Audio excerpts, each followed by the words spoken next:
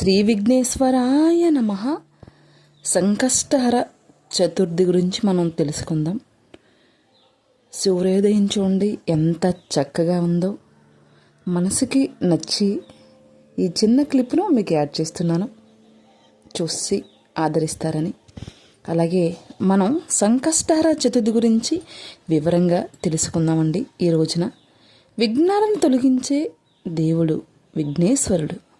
తొలి పూజలు అందుకునే దేవుడు విఘ్నేశ్వరుడు. ఆయన భక్తి శ్రద్ధలతో ఆయనను పూజిస్తే మనలను తప్పకుండా మన సంకష్టాలను తీర్చే స్వామి. అసలు సంకష్టహర చతుర్థి అంటే ఏమిటి? సంకష్టం అంటే కష్టం, బాధ, అడ్డంకులు. హర అంటే హరించే అని.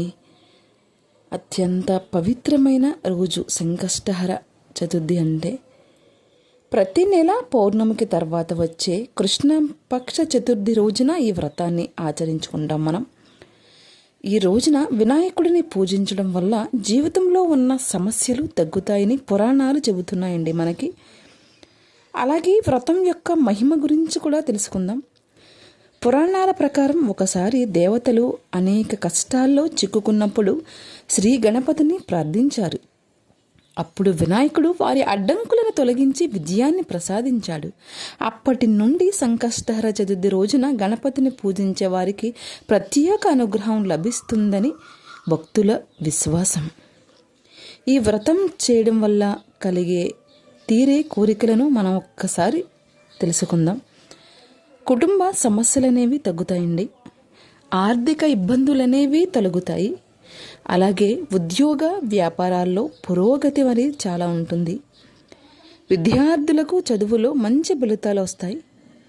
అలాగే వివాహ ఆటంకాలు తొలగుతాయి. అలాగే మానసిక ప్రశాంతత అనేది లభిస్తుందండి. ఇన్ని లాభాలున్న ఈ వ్రతాన్ని మనం, ఈ పూజను ఎలా చేసుకోవాలో ఒక్కసారి తెలుసుకుందామా? ఉదయమే ఇల్లు వాకిళ్ళు శుభ్రం చేసుకొని స్నానం చేసి శుభ్రమైన వస్త్రాలను ధరించాలి. ఇంటిని శుభ్రపరుచుకొని పూజా స్థలంలో వినాయకుడిని విగ్రహం లేదా చిత్రపటాన్ని ఉంచాలి. పసుపు, కుంకుమలు, పువ్వులు, అక్షింతలు సమర్పించి స్వామివారికి నమస్కరించుకోవాలి. గరిక, జిల్లేడు ఆకులు, ఉండ్రాళ్ళు, మోదకాలు, లడ్డూలు నైవేద్యంగా పెట్టడం చాలా శుభప్రదం. అవన్నీ కుదరలేని వాళ్ళు ఇందులో ఏది దొరికినా స్వామివారికి మనం పూర్తిగా నమస్కరించుకుంటే సరిపోతుందండి. ఓం గం గణపతయే నమః అనే మంత్రాన్ని 108 సార్లు జపించడం వల్ల చాలా మంత్రముగ్ధులవుతారు ఆ విఘ్నేశ్వరుడు. అలాగే శ్రీ గణపతి అష్టోత్తర శతనామావళి, సంకటనాశన గణేశ స్తోత్రాన్ని పారాయణం చేయడం వల్ల మరింత శుభ ఫలితాలు అనేవి ఉంటాయండి. అలాగే గణపతి అష్టోత్తరం, సంకష్ట గణేశన స్తోత్రాన్ని మీకు వస్తే పారాయణం చేయండి, లేకపోతే విన్న మంచి ఫలితం వస్తుంది. ఇక చంద్ర దర్శనం యొక్క ప్రాముఖ్యత గురించి మనం తెలుసుకుందాం. సంకష్టహర చతుర్థి రోజున చాలామంది ఉపవాసం ఉంటారు. సాయంత్రం చంద్రుణ్ణి దర్శించి గణపతికి ప్రత్యేక పూజ చేసి తర్వాత ఉపవాస విరమణ చేస్తారు.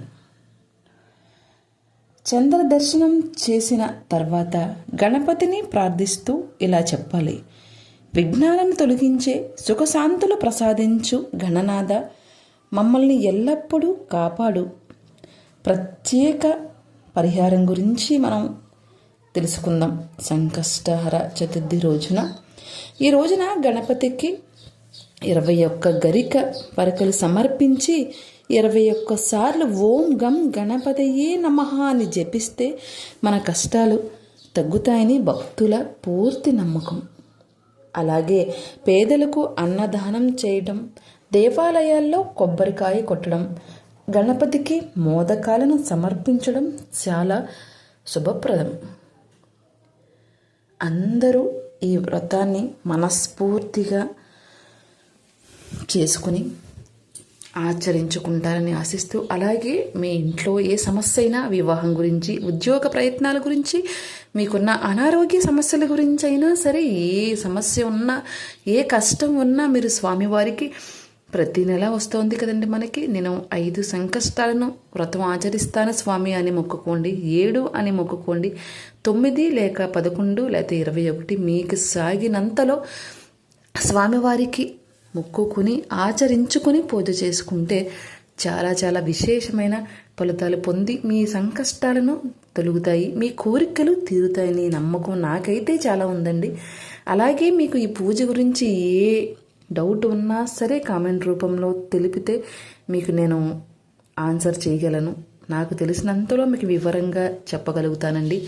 ఈ పూజనే కాదు, ఏ పూజ గురించైనా మీకు డౌట్ ఉంటే కనుక ఎలా చేసుకోవాలి, ఇది తెలీదు అని మీకు అనిపిస్తే కామెంట్ రూపంలో నాకు చెప్పండి. మీ అందరికీ నేను రిప్లై ఇచ్చి మీకు అందరికీ ఆన్సర్ చేస్తానండి. అలాగే నా భక్తి ఛానల్ని మీరందరూ మనస్ఫూర్తిగా ఆదరిస్తున్నందుకు చాలా ఆనందంగా, సంతోషంగా ఉంది.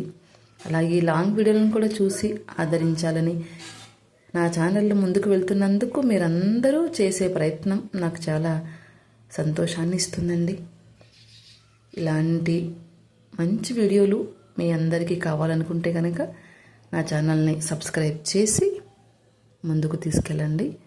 మన ఛానల్లో రాశి ఫలాల గురించి, భక్తి, పూజ విధి విధానాల గురించి, వాటి గురించి వివరంగా తెలియడమే మన ఛానల్లో ఉన్నది. చిన్న లైక్ చేయండి, షేర్ చేయండి, సబ్స్క్రైబ్ చేయండి. జ్యోతి భక్తి వ్లాగ్స్ మరో మంచి వీడియోతో మేము ముందుంటాను.